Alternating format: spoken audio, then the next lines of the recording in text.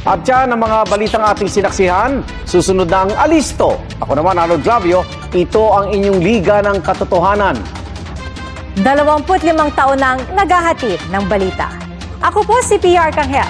Hanggang bukas para sa Pilipino. Sama-sama tayong magiging takti! Uy, hanap mo naniniwala. Sa tingin mo, hindi sa tingin ko! Ipagpaumahin ang aking pagkaatrasado, ngunit ikatuwang lubos ang handog ko sa inyo.